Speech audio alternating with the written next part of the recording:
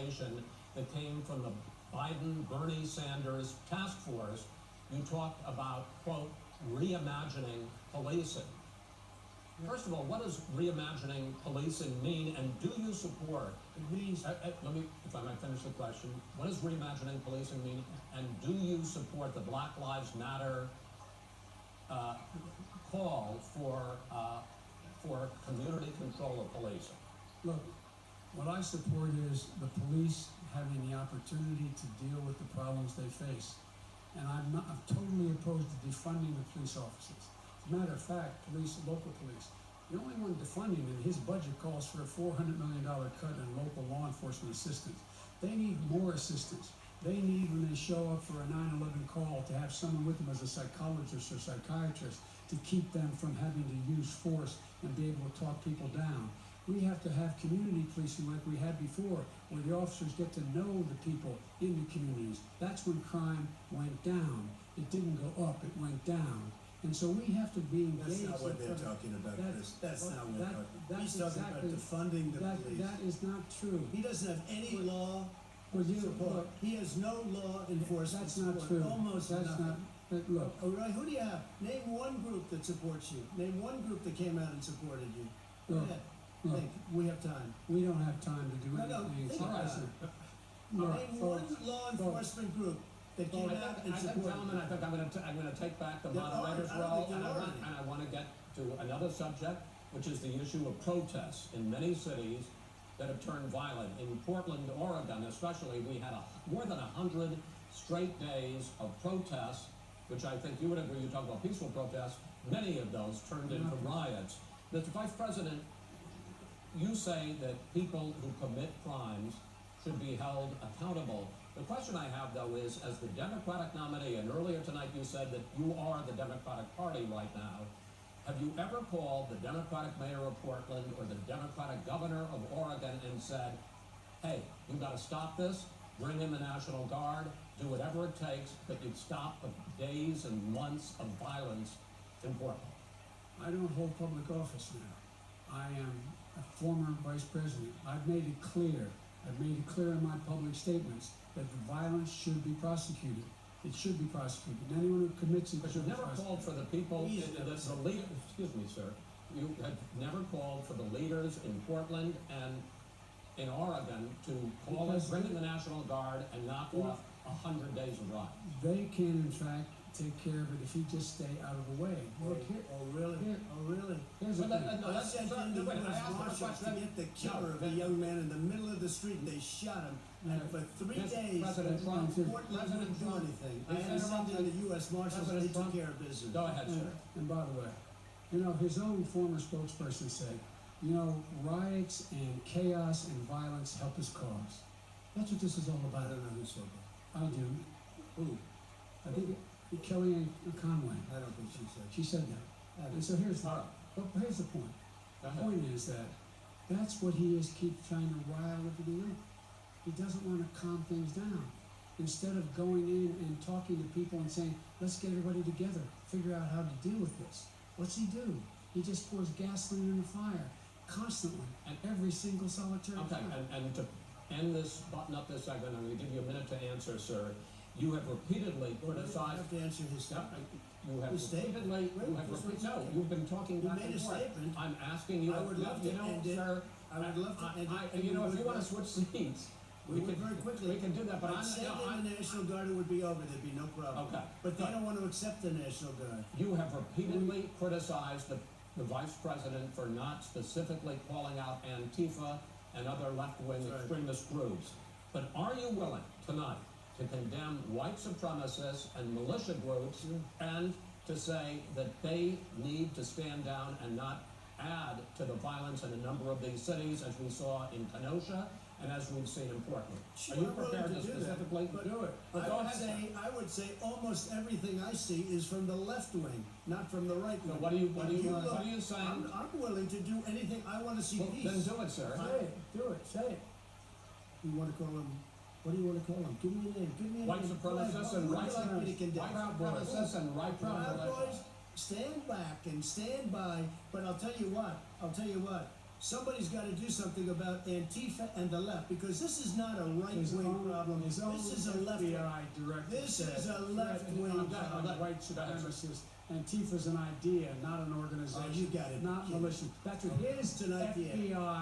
His Okay. FBI director Gentlemen, said. Well, then you know what? we're done, sir. We're moving on to the next. We're When moving. a bat hits you over the head, that's not an idea. Everybody in their Antifa is bad. administration tells you the truth has a bad idea. Can I tell you You what? have no ideas.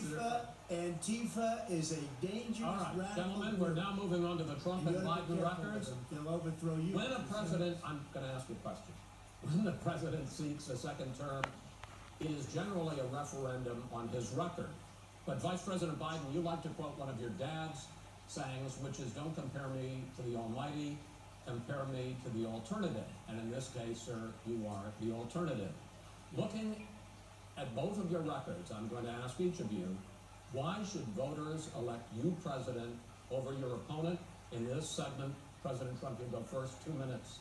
Because there has never been an administration or president who has done more than I've done in a period of 3.5 years. And that's despite the impeachment hoax, and you saw what happened today with Hillary Clinton, where it was a whole big con job.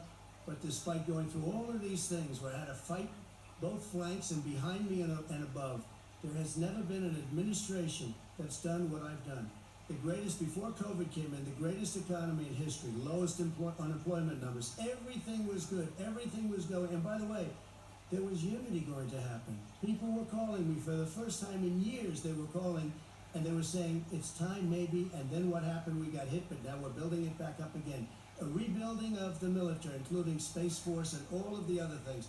A fixing of the VA, which was a mess under him. 308,000 people died because they didn't have proper health care. He was a mess. And we now got a 91% approval rating at the VA, our vets. We take care of our vets. But we've rebuilt our military. The job that we've done, and I'll tell you something, some people say maybe the most important. By the end of the first term, I'll have approximately 300 federal judges and Court of Appeals judges, 300, and hopefully 3 great Supreme Court justices. That is a record, the likes of which very few people, and you know one of the reasons I'll have so many judges? Because President Obama and him left me 128 judges to fill. When you leave office, you don't leave any judges. That's like, you just don't do that. They left 128 openings, and if I were a member of his party, because they have a little different philosophy, I'd say if you left us 128 openings, you can't be a good president, you can't be a good vice president. But I want to thank you because it gives us almost, it'll probably be above that number by the end of this term. 300 judges, it's a record. Looking at both your records, why should voters elect you president as opposed to President Trump? You have 2 minutes uninterrupted. Under this president, we become weaker, sicker, poorer, more divided, and more violent. When I was vice president, we inherited a recession. I was asked to fix it. I did. We left in a booming economy, and he caused the recession. With regard to being weaker, the fact is that I've gone head-to-head with Putin and made it clear to him we're not going to take any of his stuff. He's Putin's puppy. He still refuses to even say anything to Putin about the bounty on the heads of American soldiers. Your son got No. $3.5 billion. And by the way, my son... Wait a minute. Mr. President, your campaign agreed that both sides would get 2-minute answers uninterrupted. Well, your side agreed to it, and why don't you observe what your campaign agreed to as a ground rule, okay, sir? He never keeps his word. Can you add back No, I'm not asking. That was a rhetorical question. Can you Go add ahead, back sir. 30 seconds? Yeah, yes, you may have. All right. Go ahead. So, thirdly, we're poor. The billionaires have gotten much more wealthy by a tune of over $300 to $400 billion more just since COVID. You and the home, you got less. You're in more trouble than you were before. In terms of being more violent, when we were in office, there were 15% less violence in America than there is today. He's President of the United States. It's on his watch. And with regard to more divided, the nation can't stay divided. We can't be this way.